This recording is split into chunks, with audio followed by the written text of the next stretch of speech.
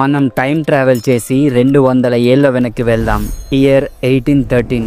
ఒకసారి ఊహించుకోండి, అప్పటి హైదరాబాద్ లో మంచి హాస్పిటల్సే లేవు, సరైన మందులు కూడా లేవు. సరిగ్గా అప్పుడే ప్లేగు అనే ఒక భయంకరమైన వైరస్ సిటీలోకి ఎంటర్ అయింది. అది ఎంత డేంజరస్ అంటే పొద్దున్న ఆరోగ్యంగా ఉన్న మనిషి సాయంత్రానికి ప్రాణాలు వదిలేవారు. లిటరలీ జనం పిట్టల్లా రాలిపోతున్నారు. ప్రతి ఇంట్లో ఏడుపులు, ప్రతి వీధిలో భయం. సిటీ మొత్తం ఒక దెయ్యాల దిబ్బలా మారిపోయింది. గవర్నమెంట్ చేతులెత్తేసింది.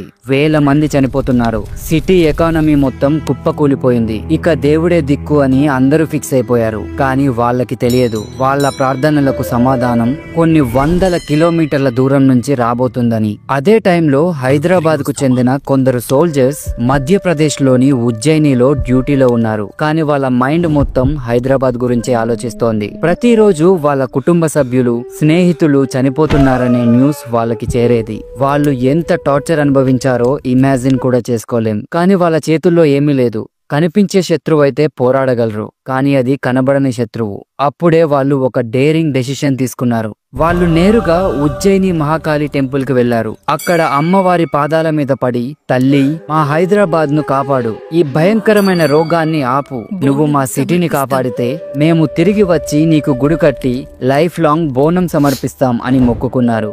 ఇది జస్ట్ ఒక మొక్కు కాదు, అది వాళ్ళ చివరి ఆశ. ఇక్కడే అసలు మ్యాజిక్ జరిగింది.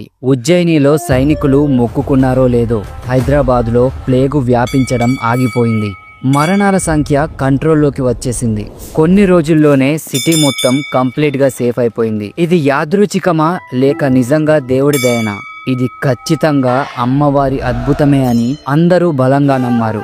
అయితే వాళ్ళు ఇచ్చిన మాట నిలబెట్టుకోవడానికి డ్యూటీ ముగించుకొని వెంటనే సికింద్రాబాద్ వచ్చేశారు.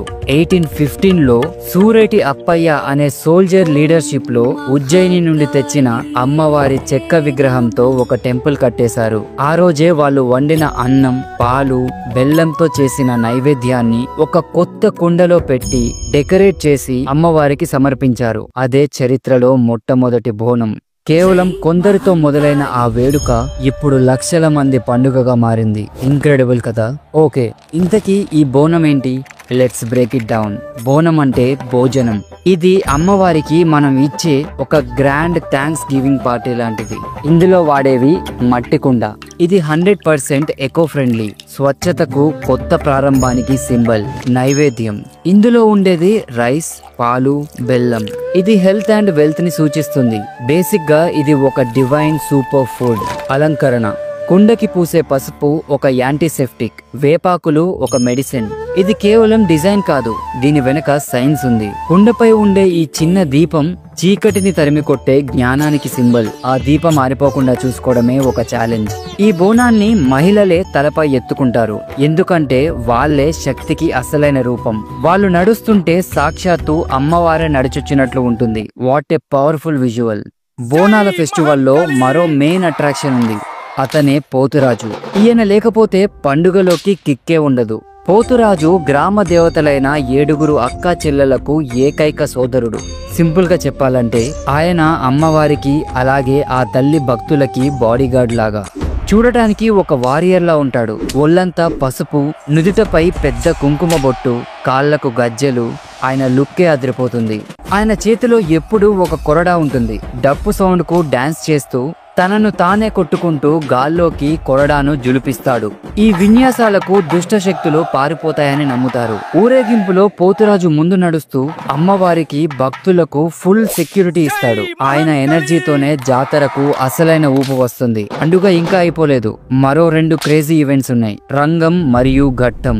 రంగం, ఇది ఒక మైండ్ బ్లోయింగ్ ఈవెంట్. పండుగ మరుసటి రోజు పెళ్లి కాని ఒక యువతి వచ్చి మట్టి కుండపై నిలబడి భవిష్యవాణి చెప్తుంది. ఆమెలో అమ్మవారు ఆవహించి నెక్స్ట్ ఇయర్ వర్షాలు ఎలా ఉంటాయి, రాష్ట్రంలో ఏమవుతుంది అన్ని లైవ్ లో చెప్తుందని నమ్ముతారు. Think about it. ఇది ఒక లైవ్ ఫ్యూచర్ ప్రిడిక్షన్. రంగం అంటే భవిష్యవాణి. నెక్స్ట్ ఘట్టం. ఘట్టం అంటే అమ్మవారి ప్రతిరూపమైన ఒక డెకరేటివ్ కలశం.